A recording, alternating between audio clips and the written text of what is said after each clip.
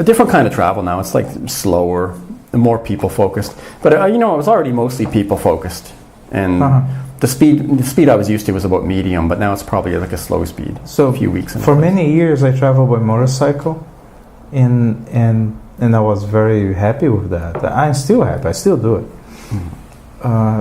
But then, in a way, I started to realize that that motorcycle is too fast, and because when I did the walking across America or El Camino in Spain, in which I was walking it, the experience was so much more interesting. I feel that it was a better experience, and that's mostly because it is slower.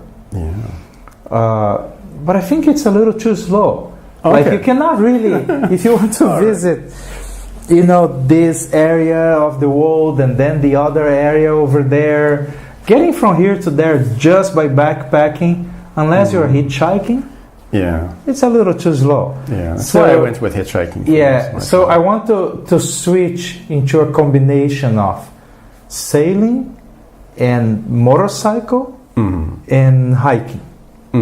I want, and maybe bicycle as well, right? I want to create a lifestyle in which I do all four, because then I can adjust how fast I'm going through a certain part of the planet based on what it is that I may encounter there. And I think that a smaller, simpler motorcycle will be better than what I have today.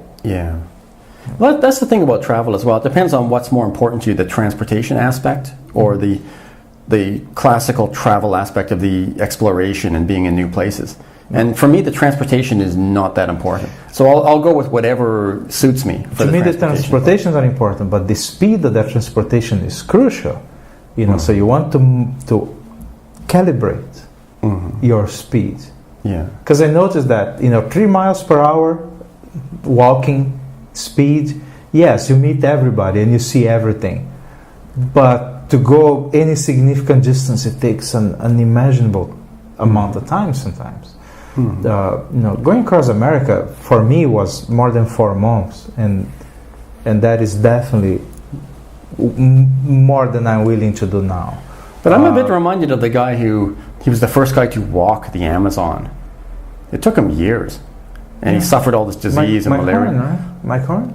I think was it him that was walking the Amazon? Yeah, there's a guy who walked the Amazon. Because everyone would boat the Amazon. Like I boated the Amazon. Probably you boated the Amazon. I'm not sure if you've done all of it. I don't know. Okay. But I know that Mike Horn,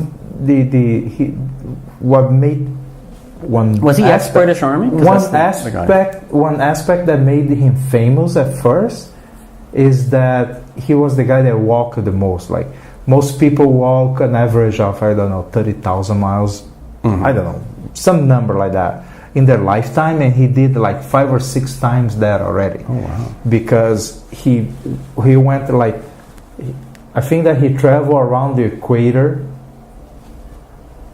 by any means necessary, like boat here, walking there, bicycle there, whatever it takes. And now he's doing, or just did because I'm not following too much, so maybe he already did. Same thing, but across the poles. So sailing, but then walking through the Arctic and going through the North Pole, coming out on the other side, the boat picks him up and sails to the south, go across Antarctica. So that was the idea. I'm not sure if he did it or if it's still in the future. So the idea is that I want to make a boat and continue my travels by boat. Again, to me, what I'm counting, what I'm measuring on this is that instead of traveling by motorcycle only, which is has a certain speed, or on foot only, which has a much lower speed, but more intensity, I want to be able to do several different styles. I want to be able to sail to a place, go by boat to a place which has a certain rhythm, but once I get there, choose to walk it. Imagine you get to an island, for instance. You want to, you may be able to choose to walk it or unload the bicycles and go by bicycle or rent a scooter. You know, many places today have scooters. Or unload your motorcycle and go explore with a dual sport motorcycle. So that means when I reach a place, I will have a choice of how fast do I want to explore this area. A lot of it depends on the density of the interesting things and people. Exactly. Because, for instance, for Central Kiev, you just walk around. Yeah, Central Kiev, you just walk around. But if I arrive in Maui, I would probably prefer a scooter or the motorcycle. Because I would want to go to the top of the mountains and take a look and park there, go walk around. You know, so I would be doing a combination of walking and motorcycle. You know, because then in just a few weeks you can really see a lot. And you can stay away from the big cities where most of the tourist traps are. But he built the boat for that in Brazil. He used a company that they are experts in building boats for Antarctica. So very good construction systems and all that. And then he used some of his, I would say, geniality to build the same boat, but a lot cheaper than it's usually done. Building it with, you know, finding unskilled labor, making it skilled labor. And then they would work for him, and he basically leveraged the entire thing. Because Mike Horn did something quite unusual. He's from South Africa. And he was very successful in business there. He did really, really well, but he gave away all his fortune. And then he moved to Switzerland, and with just a little bit of money. So now he had to figure out how to do things using other people's money, using sponsors and you know, and donations and things like that. So Amundsen was the first to do that. Amundsen pioneered that idea of getting sponsors and doing expeditions that weren't government sponsored. They were instead sponsored by private individuals. And then he gave lectures and he tried to raise awareness. He was like the first of that modern kind of sponsored travel. I saw an interview with Amir Klink about that, in which he talks about how he used corporate sponsorship many times, and then he decided to not use it anymore. Well, at some point also he was able to accumulate enough business success that he could start paying for his own adventures. But I think he mentioned Amundsen or some other people like that he said, the moment that you get a private sponsor, it doesn't cut into your freedom. The private sponsor is much more willing to accept that the project stays the way you want it to be. While the corporate sponsor may want to change your thing so he looks all right, because it's a marketing. It's a marketing initiative. True. So he said that corporate sponsors wanted to make him change the kind of fuel that he was going to use, or the kind of material he was going to make the boat from, or things like that, and he had to resist those efforts. While a private sponsor just cuts you a check and say good luck, and doesn't infringe on your choices so much. In my case, there is not such a clear match between a company and what I want to do. And you know that match is not that clear. Well, maybe you should say a bit about what you want to do. Partly because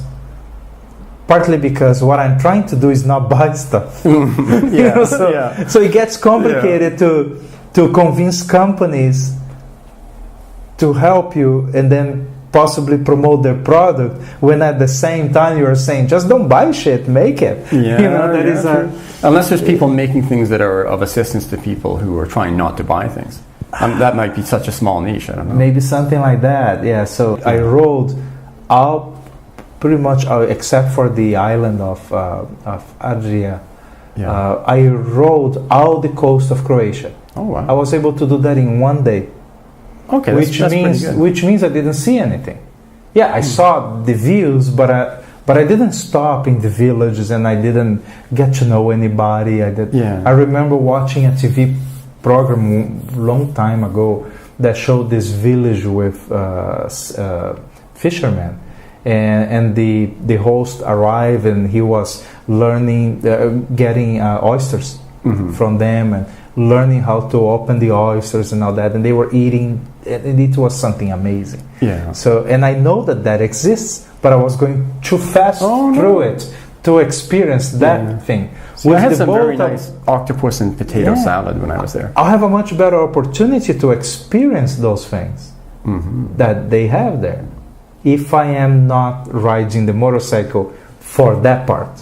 So I would use the motorcycle inland and go through those amazing roads, but then I would go town by town by boat.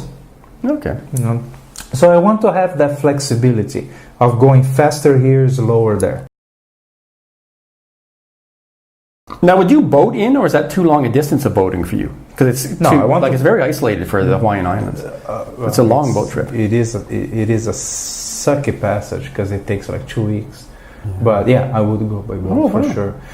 But my idea is that at some point I want to cross north of Canada, do the Northern Passage, and then I would go south along the coast of America. Because the coast of Asia fucking sucks. Every country is ultra restrictive about how you arrive by boat and how you can do it, and to give you the visas or the permits, it's a mess. Like Russia, like the Koreas, like even Japan. Japan you can get in, but it's not that simple. But if you go along the Americas, most countries are pretty helpful and welcoming and all that, and you can cross into Hawaii. But most people that cross the Pacific and go to Hawaii, from there they don't go to Japan, they keep going southwest, and they end up in the southwest, those little island countries, and then they go to New Zealand and Australia and things like that. Because there's some interesting island countries out there, and I wouldn't mind to see some more of them. I mean, I saw what I could, and I saw certainly all the most interesting and the ones that were nations and things like that. But there's some quite small ones that are very difficult to get to otherwise. There's no plane in there, there's no other. Well, if I didn't make it clear enough, let me make it clear enough here. I am inviting you to be there with us and go and visit. You know what? I ended up at the Ronald Reagan Space and Missile Command. You're not supposed to be able to go there. But there was some problem with the plane and it had to land.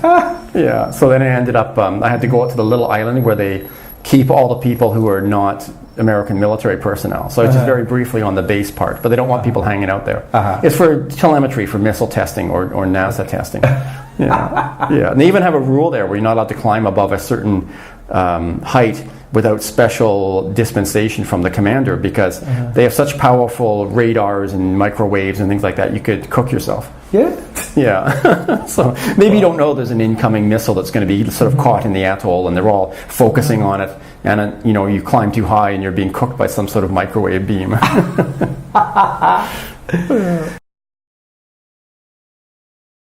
I want to keep traveling, and I have been traveling, not full time like you for 28 years, but I have been traveling a lot during the last 6 or 7 years,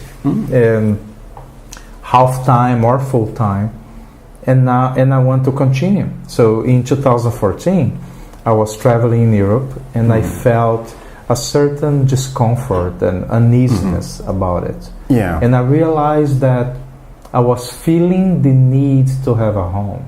And I am feeling that a lot. I felt that once. I'll describe it later. But I felt that. But I felt the need to have a home. And at the same time, I feel that my lifestyle, the correct lifestyle for me, is to travel forever. To travel indefinitely. Indefinitely is a better word. Because I don't know how long it's going to last. It may not be forever. Right? So, definitely not literally forever. But the idea is this: I want to have a house, I want to have a home, and I want to travel. It's quite radical. So the boat is perfect because I can travel, but I bring my home with me. You're almost like a snail that way, except you don't want to just be slow. Exactly. I want to be slow sometimes, sometimes, but I want to travel and have my home with me, which means now I can host, I can have my stuff. That's where I think of my base. So let's say I arrive in a country like Croatia, for instance. It's a gorgeous country to ride a motorcycle.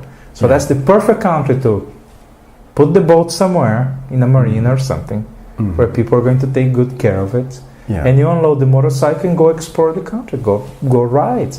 Because it's a magnificent country, you know. And it's very hilly and there are these amazing roads and all this stuff that you need to ride to see it in any reasonable time. You know.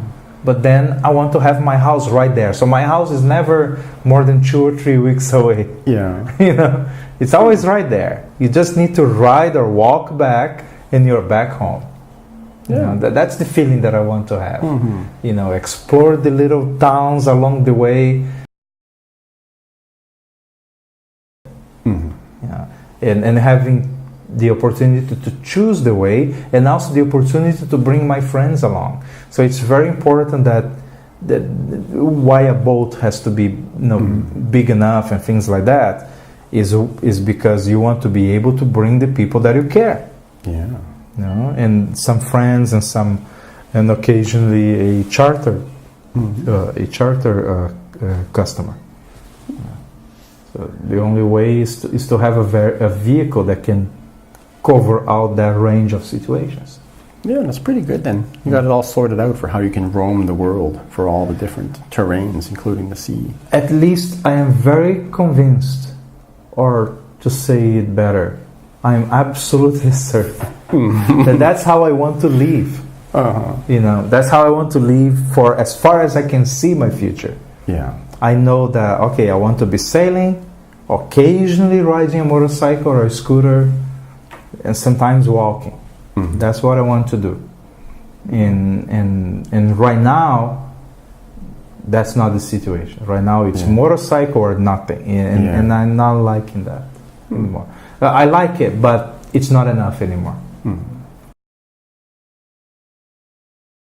I like the way the bows of the boats is long and then it goes vertical and then they put a fucking dragon on top of it. I don't care for the dragon, but those shapes are amazing and their techniques to navigate, we still don't even understand them. Yeah, and the way the boat was built in a loose manner where it could almost slide or wiggle through the water. The boat was flexible. That is a departure.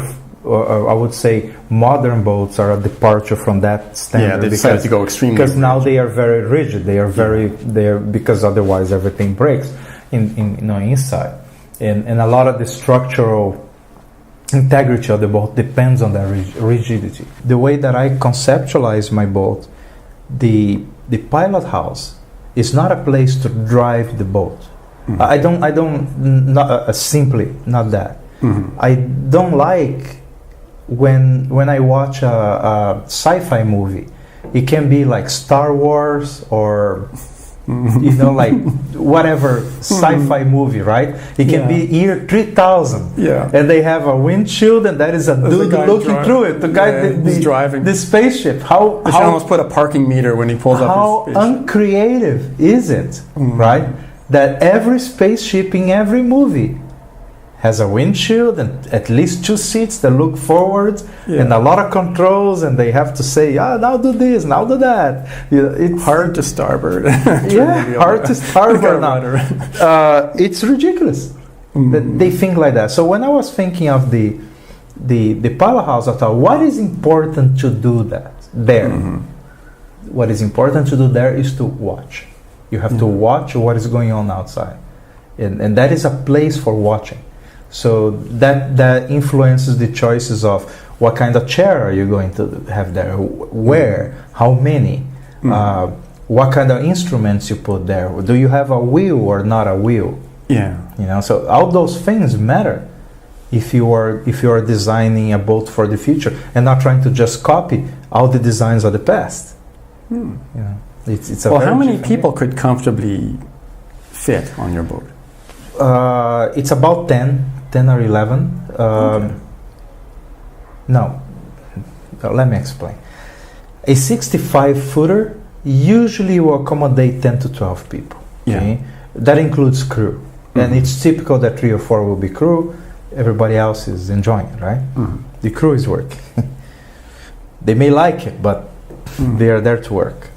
I think I've been on one of that size, because when I was going around the Galapagos, I was with like a similar group. Typical for a 65er. But what I'm designing is not a cruising boat. It's more like an expedition boat. So the capacity will be like up to 10. But in normal conditions, it should be 8. Okay. So most of the time, it's 2 people or crew, 6 are passengers. Up to 6 are passengers.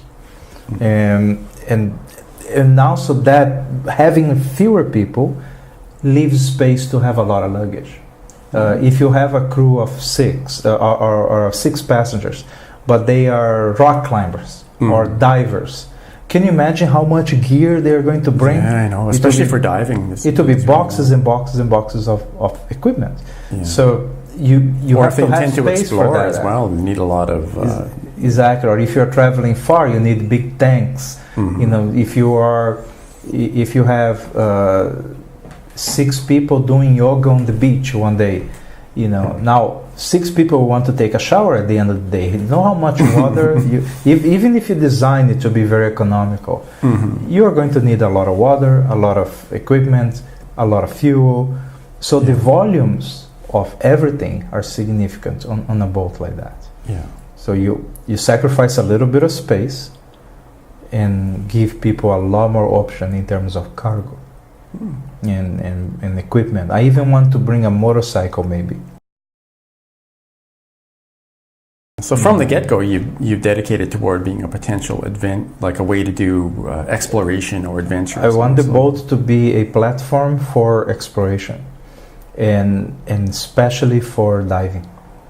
We want to do a lot of diving, and diving with sharks, diving in cold water, diving under ice, things like that. And a person with experience in that, that's Anna Renner. I'm going to do a specific video with her just to talk about this.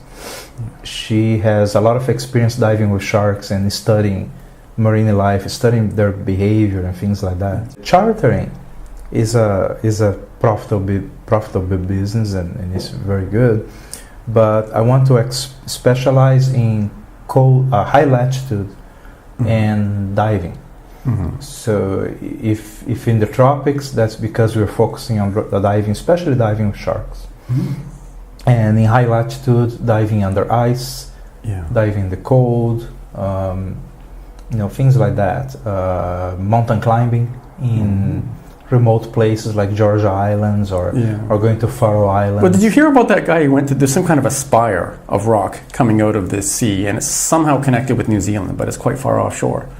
And someone went in there, and it's almost impossible, there's no place to land, but somehow they got onto it to do rock climbing.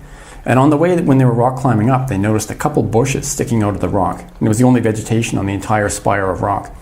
And they saw, crawling around in these bushes, was this long black insect that was incredibly strange. And later they were able to determine that it was some sort of it's like a black land lobster, or they had some very odd name for it, but it was thought to be extinct. But here, like a few of them, and someone ended up on this island. They lived on this bush for hundreds of years, and so they weren't entirely extinct. And they actually took some from the bush, and they managed to breed them with a lot of effort. They managed to breed them, and now it's the animals coming back from the brink. But they found this only because of their expedition, and they were brave enough to come near by boat, and somehow they got onto this rock spire and practiced their rock climbing. And they found it. Yeah, some people like to go to Greece to rock climb over the ocean. They have these rock formations, these arcs, that if you fall in the water, so it's pretty interesting. And so some people did that in Oman recently, where just like on that very tip near the Gulf, there's a lot of interesting cliffs you can climb that if you fall, you end up in the sea. Yeah, so that kind of charter is expensive. Usually requires a bigger boat and a lot of equipment and a lot of planning. And especially going to Antarctica, for instance, it's a lot of planning. It's planning a year in advance, because of all the paperwork and. But when I was there, I noticed it's very rough seas. So sometimes we were hiding behind islands and more so than you usually would. Yeah, it can get very It is one of the hardest parts to sail. And the Northern Passage over Canada that I want to do is also not easy.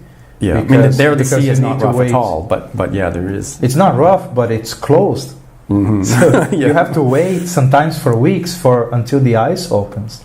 Yeah. And then an icebreaker will go through and open the little parts that is not open. Yeah. And then you go through, you follow the icebreaker. But now it is possible to sail from Greenland and end up in Alaska. Mm-hmm. I want to do that sailing, for diving especially, and other kinds of adventures and things like that. Mm-hmm. So that's the way we are going to operate and survive. It's a great fun project. Yes, it is. Yeah, I can understand why you want to do it now, because you need to open up your mobility for all different terrains. And it got to a certain point now that I don't have that project. The project has me. Mm-hmm. I'm totally inside it, like obsessed. I should have to admit, mm-hmm. Because you have to go through a certain period of loving the project and then being obsessed with it. Well, I won't be worried unless I hear you saying the white whale, the white whale. I think it's my last major change of career. Yeah, the last one. It's my last major change of lifestyle. Because I can clearly see how my life went from being a nerd and a software engineer, and then being more of an entrepreneur, and then a biker. And traveling by motorcycle so much, and now I want to be a boat captain and be taking people into adventures all over the place. And also I want to be able to host people. Yeah. So I want to bring them in to help and to always have this number of people coming in that are interesting. Mm-hmm. People that have interesting things to teach, or they want to do adventures, and I learned that. Yeah, it would keep couch surfing. Yeah, you learn so much more from that. Exactly. So instead of just being sailing alone around the world, Joshua Slocum. Yeah, I think it's very boring. And I follow several channels that they have video blogs, right, on YouTube, and they are sailing and they are showing their adventures, but and most of them are couples. Mm-hmm. Most of them. And it's always the same two people, and it gets boring. No matter how awesome they are. And a lot of them are awesome. I met some of them in person too. I was lucky like that. And they are amazing. But there are just so many people, so many times you can see the same couple. Yeah. Okay, now we are diving, now we are spear diving, now we are fishing, and now we are diving again. It gets boring. Yeah. But if there is a number of people visiting them all the time, there is always new stuff. Yeah, I've noticed for the ones that do it, I'm not sure if online or what sort of agreement they've made, but you can definitely watch them on YouTube and things like that. Yeah. And they're always trying to find interesting people to come on as guests. Yeah. But it does repeat a bit. It's always like trying to catch a particular kind of fish. And the channels that I like the most like that, like the Delos crew, it's awesome because they are always bringing new people. They're always visiting people, or they are interviewing them. So that interaction with a lot of locals and other sailors, that makes the channel very rich, very interesting. Okay, well, good luck on your adventure. And I'm sure I'll be involved in swirling around the area. I really look, Mike. I think that this is very important to me. It's not. It is you. Yes, you are in the middle of it, in the sense that in my concept of what is an ideal experience, you are there sharing your stories, participating. Hey, you guys are going to this island. I'll join in. And you go with us and you participate. But also your presence there will attract a lot of very amazing people. So we want you are this first layer. But there are second and third layers after that of amazing people that we can have participating on it and participating. The world is full of amazing people. On the truth. And sometimes they do gather together. It's possible. Yeah, and imagine we can be stopping the boat on the beach. This boat is actually a beach boat. That is part of the design. Oh, another Viking concept. Bring it to another Viking concept, right? So you can bring it to the beach, go there, camp, make a fire. You can enjoy these things that we like so much in remote places. And sometimes we are going to go to places that you may not be very interested. You jump ship, go do other things. But then other times, oh, you guys are going to where? Oh, I'm going to go too. You know, and you jump. I wouldn't mind to return to the Solomon Islands at some point. Especially there's some very interesting things there that are hard to get to if you don't have your own transport. Exactly. And also, I remember what you said about the Caribbean, that the islands are very disconnected from each other. Yeah, it's incredible. So you have to go out to Miami. Sometimes you have to fly to Miami just to go to the next island. We don't need to do that. We can just go from one to another, and we can choose which ones to visit. I would try to hitch a ride on the mail boats, but it's not always possible. No. So sometimes I would have to fly to Miami and fly back, which is crazy. Yeah. So I want a way that we can really choose our route, choose the places to visit. There will be people paying to participate, and there will be people coming in because we invite them. They cannot pay, but they are awesome. You know, they are interesting. We want to draw from their experience. So it's a mix of Couchsurfing and Airbnb and Uber, all in the same thing. And some Viking. Some Viking. Mixed in too. Yeah, and Viking stuff. Cheers, that's great. Because if you're not really that into it, you're not going to go through the pain of building it. Because building is not easy. You know, it requires a little bit of masochism to want to do it. But if you don't build it, you don't learn anything. Yeah, I could, of course, I could search for money and maybe buy a boat that is big enough, but I wouldn't be learning anything. And to me, building is the learning. It is the most interesting part of it. I just don't want to keep building it because some people, they make a boat and then they think, oh, I'm going to be a boat builder now and I'm going to make one after another. I don't want to do any of it. If someone else wants to do, fine, but use my design, that we can agree on that. But I don't want to do that myself. I don't want to be a boat builder. I only want to do one. Just one. And then I want to keep improving it. Also, it's very different when you build, because if you buy a boat, it's ready with its virtues and its problems, and that's the way it is, and you can make very few changes to it. People do make modest changes to their boats, but you cannot, if you don't like the shape, and you cannot just make the boat wider or longer or anything like that.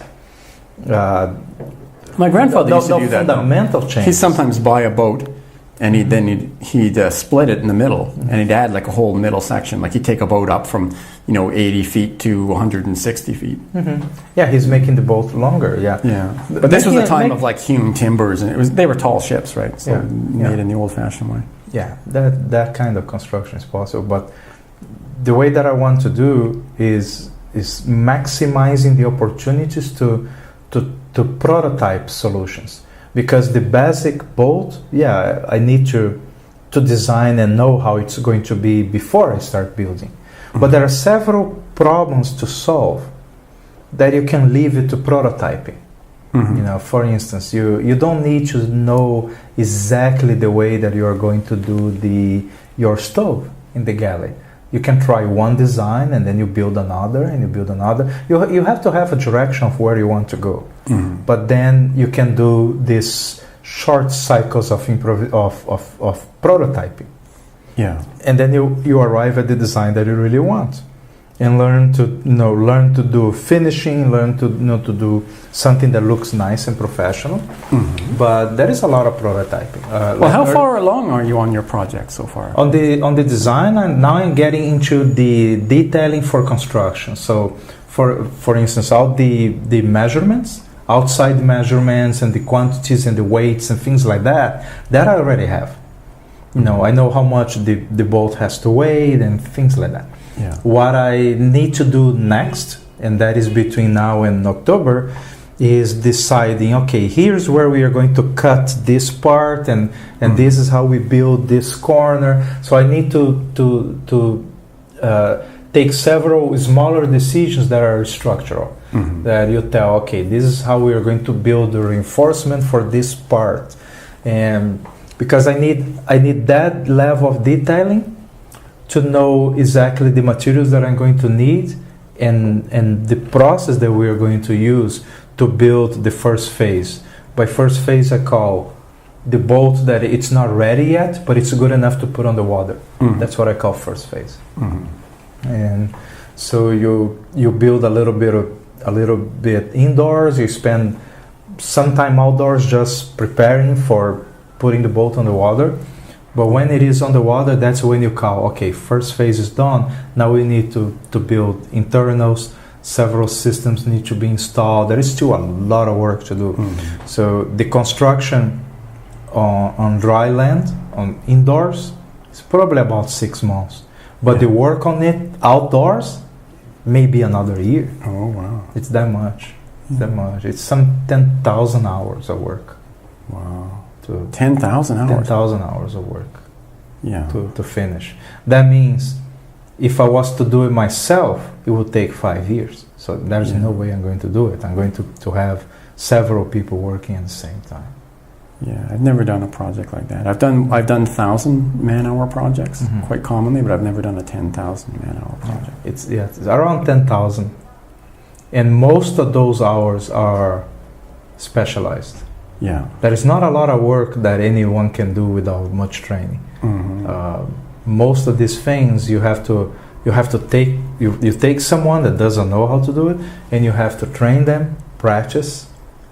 Simulate, see how they are doing, and then they do the real thing.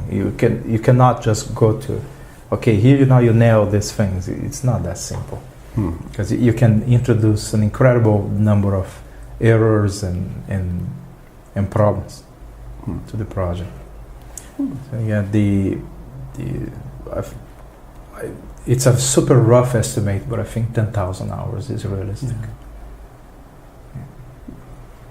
If I'm wrong, I'll just be there alone.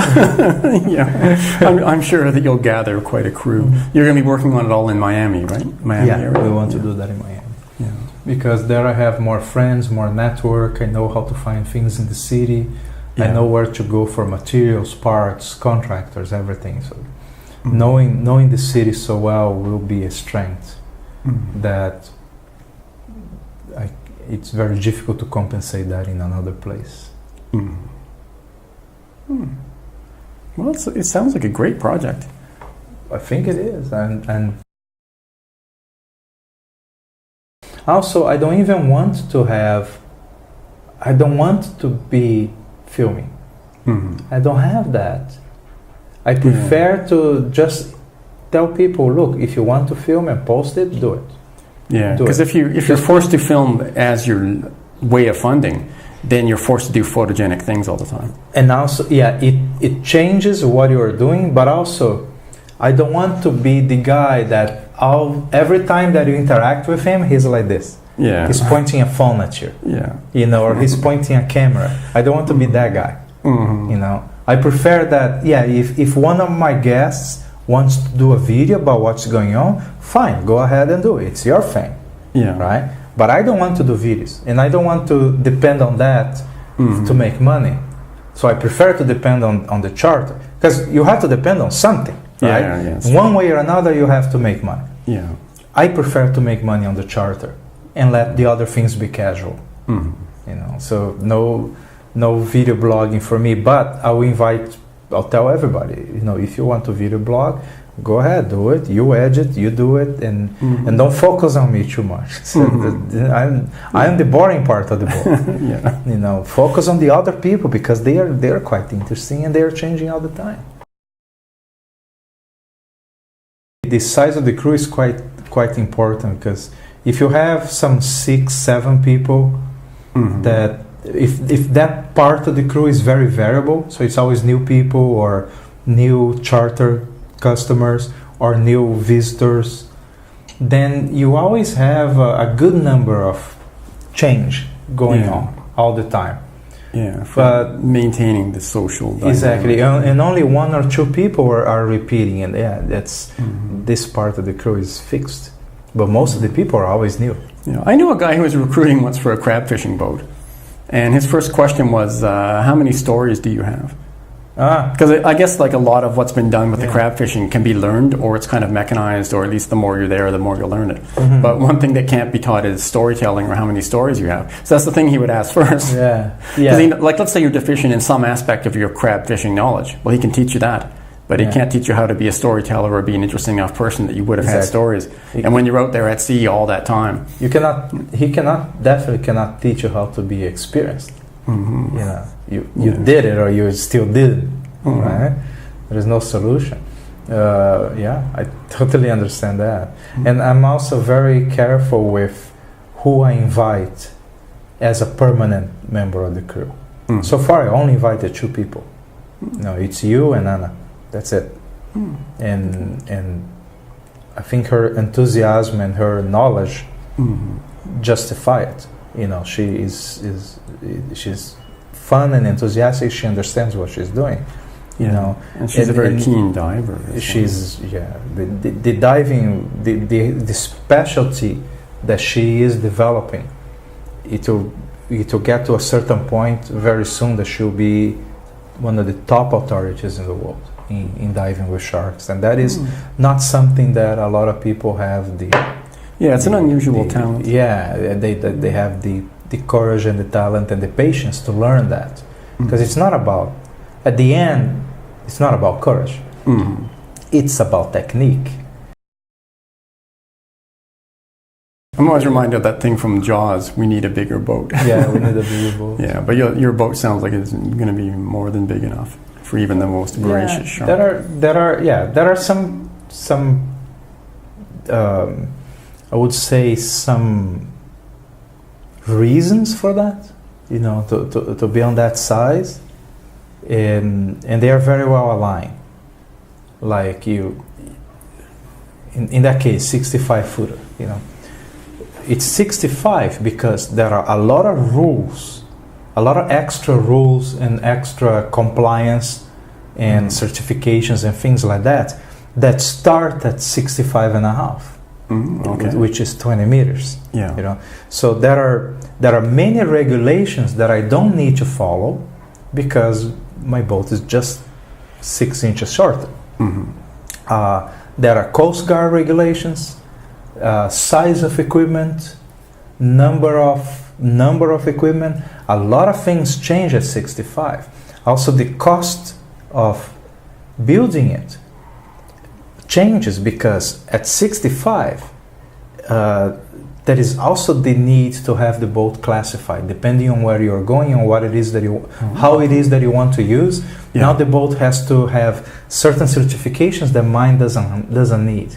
I can follow certain rules voluntarily, and I am following them, but I don't need to pay for experts from Europe to come over and inspect the construction and inspect my paperwork and inspect the way I'm building. I don't need to pay thousands and thousands and thousands of dollars for other people to check what I'm doing. What I need to have is a way to choose what are the regulations that I'm going to follow voluntarily, and I need to figure out a way to verify myself. By myself I mean our crew has to be able to verify that we are doing that correctly.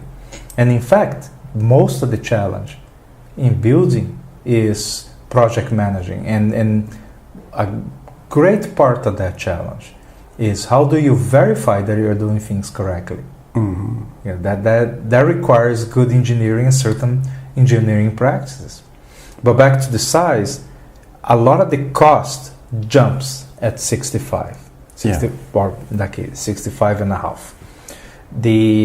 But the complexity, most of the jumping complexity happen at around 40. Between 40 45, that's when a boat goes from being, like, let's say 1 motor to 2 motors. Now you need, instead of 1 control station, now you are talking about 2 or 3. It goes from having 1 shower, 1 bathroom to 2 bathrooms. We call them heads, right? So it goes from having 1 to 2 or more. It goes from having from one fridge to probably 2 or 3. Everything starts getting big at around 40, 45. But the changes, even though those changes are massive at that point, the changes between 45 and 65 are quite linear. If I remember that I first ordered a boat design that was going to be a 45 the first time, and it already had 2 motors. Yeah. My design has 2 motors. So the number of motors didn't grow. The complexity of the system didn't grow.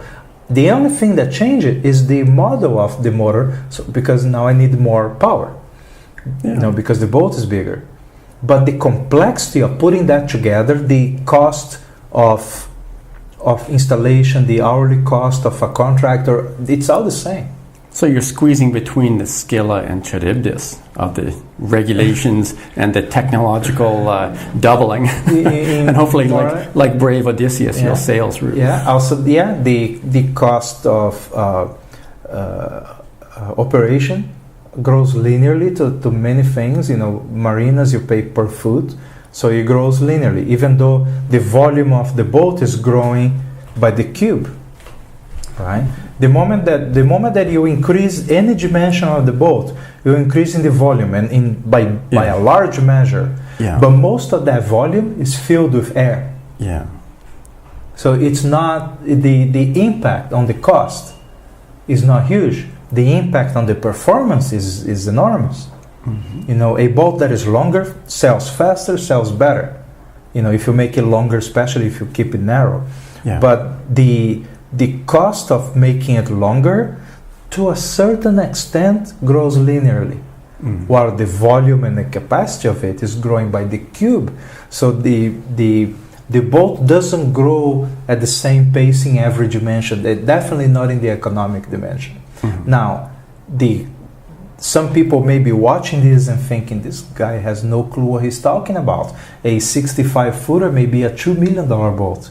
But that's the retail value of a boat made by a professional builder that is building for that market. Yeah, that's not my case at all. The cost of building this boat has no connection with that number. Absolutely none. My cost of labor is very different. The rules that I'm following are different. The way that you need to comply with many regulations as a professional boat builder, I don't need to follow the same rules. Most of that I just follow voluntarily. And so there are many differences in the approach, but I decided that if I can choose any size, what is the idea? And I thought, if I make a 65, then I can have 6 passengers. The kind of license that I'm going to have as a captain allows me to have up to 6 passengers. Yeah. Paying passengers. Yeah. And so that is a pretty hard limit, because otherwise I would require much more complex license. Much more expensive as well. Also, the boat would have to be classified in a different way. With up to 6 passengers, the Coast Guard just checks for safety and they are happy. If you make a boat bigger than that, you now have to do many other things. So with a boat that big, I can have 6 paying passengers with just 2 or 3 crew, which is a very good ratio. Much better than having 8 passengers, but now needing to have 4 or 5 crew. So the percentages are affected very much. And also, I don't want to. There is another problem. If a boat is 20 meters, there are a lot of places in which you cannot just arrive at a marina, or you cannot use a mooring buoy, or even anchor in certain areas, because your boat is not considered a yacht; it's considered a ship. As a ship, you need to travel in the shipping lanes. You can only stop at the ports. Oh no, then you're restricted almost the way the planes You're restricted on where you can go, on how you can travel, and also if you are going to travel on the shipping lanes, you cannot be driving your ship. You have to call a pilot. And the pilots will cost a lot. So the amount of bureaucracy that happens at 20 and starts there is a lot. I can see why you want to avoid. I'll give you another example. At 20 meters, Even the bell of the ship has to be bigger. It's a 6-inch bell up to 20 meters. It's a 12-inch bell at 20 meters or more. The radio, I would need to have an operator listening to the radio at all times. Oh wow! When you are not an additional crew. Exactly. That means you need a crew just to take care of radio. Yeah. Officially. Yeah. It's so there is so much regulation, so much so much that happens. At 20, that I thought, okay, so I'm going to go as close as possible, and I decided to do it 65. It's actually 6 because there are few rules that apply at 65 feet in US. I decided I'm going to do 64 and 11 inches. So it's 1 inch shorter. Okay. and I'm being careful on how I design to fall exactly there, and not be counted. For instance, to cross Panama Canal, they count the appendage. So I'm making the appendage foldable. So I've seen it there. You've seen there where they present how much money you paid to the government to cross the canal for the big ships anyway, and it comes up as comes on a display almost like at a sports stadium. And everyone say, $210,000, whatever they would be. Wouldn't be that much, but they pay a lot to cross through. Yeah. When it flashes, and you can see the various ships flashing. To take a 65-footer across the Panama Canal is like $2,000. Yes, a little more. Yeah. Wow, that's quite a lot. Maybe a little more than that, because you need to hire crew and equipment and this and that. But if it was the rule in the case of the Panama Canal, actually the price jumps at 70, I believe, not at 65. Okay. So at 70, then the cost is horrendous. Yeah. But but the same way that you may ask, why so big, right? Yeah. I think I answered that with mostly the economics. But then you could also ask, so why so small? Yeah. Why not make it 120 feet? Yeah. And go with the certification, go with all that stuff. And I think that the barrier is mostly psychological. When I imagine ways to make this project happen and to make it viable, attract money for it or anything, or the construction, the techniques and things like that, I can imagine easily ways to do that as a person. Like all the construction methods are pretty all right for people to do it. You're getting almost industrial if you go up. Exactly. If you go up, now you're talking about big cranes and construction spaces with many workers. Crew of South Koreans. The costs jump to a scale that I can barely imagine trying to raise that kind of money. So I think a boat that is much bigger could have possibly a better relationship between paying passengers and the cost of operation, perhaps, but I'm not even contemplating that because it's very difficult for me to imagine building it. Also, I'm not a kid anymore. I have to take into consideration that I probably have another 30 to 30 years before I kick the bucket. I cannot spend half of that time building a boat. Yeah, building a giant boat for your Viking funeral. Exactly. Send from to the harbor and then burn it. Right. With a flaming arrow. Yeah, with half my dog, half my horse, and my slave there. Yeah. No, that would be too much. I prefer to imagine something that is in a scale that at least in my mind I can conceptualize and I can try to find solutions for that. In a scale that I understand, and to me that scale pretty much ends at 65. It's because the cost really jumps. If you look at all the materials, all the pieces, equipment, and materials that you put on a boat like that, the cost jumps to around 3 times as much in just a matter of a few feet. Okay. So for each dollar that you spend up to 65, now think $3. Yeah. If you go to 70 or higher. Okay, and if you do have this idea that you want to finish it and actually use it, it makes sense. Looks like you've got this all. I would prefer to finish quick. A toast to your thank you, plan of just being just under 65. Yeah. Also, not just finish, but I want to do something that I can finish in the sense that at least it's on the water. Mm-hmm. And then I can continue from there, prototyping and going in a gradual way, building the rest of it. But I don't want to have to pay the entire thing for a builder that will only take it out of the yard if it is completely like 100% ready. Yeah. I don't need to be at that level. I can divide the construction process into phases that go over time. You cannot do that commercially.